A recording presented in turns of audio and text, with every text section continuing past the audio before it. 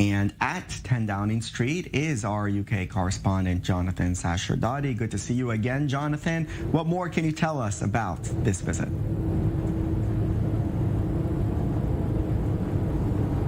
So it's been a busy visit for President Herzog, who in a few hours will be here in Downing Street meeting Boris Johnson.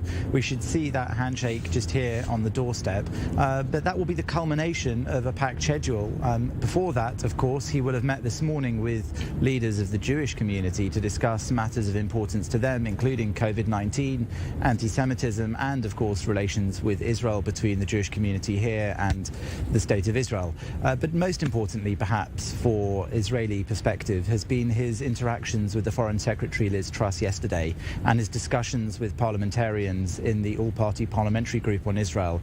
He's been trying to emphasize Israel's position when it comes to Iran, suggesting that any negotiations on Iran's part is simply a stalling technique and that the world needs to act much more decisively in order to prevent Iran from achieving nuclear bomb capability.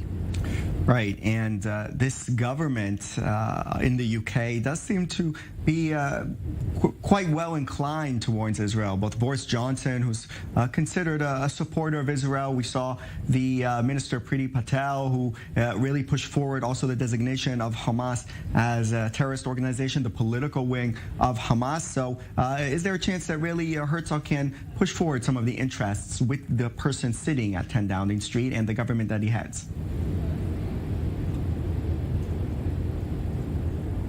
So this week's tragic terrorist attack in Jerusalem has, of course, brought to the fore the idea that there is no separate wing of Hamas, which is a political wing. Simply put, the killer was from the political wing of Hamas, and that is a reminder of what Priti Patel, the Home Secretary here, was talking about when she declared this week that the United Kingdom would see no distinction between the military and the political wings of Hamas. For 20 years, Hamas has been illegal as a terrorist organization here in the UK, but there has been this discrepancy between the political and the paramilitary. But as of this week, Priti Patel has announced that the UK is going to vote on whether or not to make all of Hamas a prescribed organization.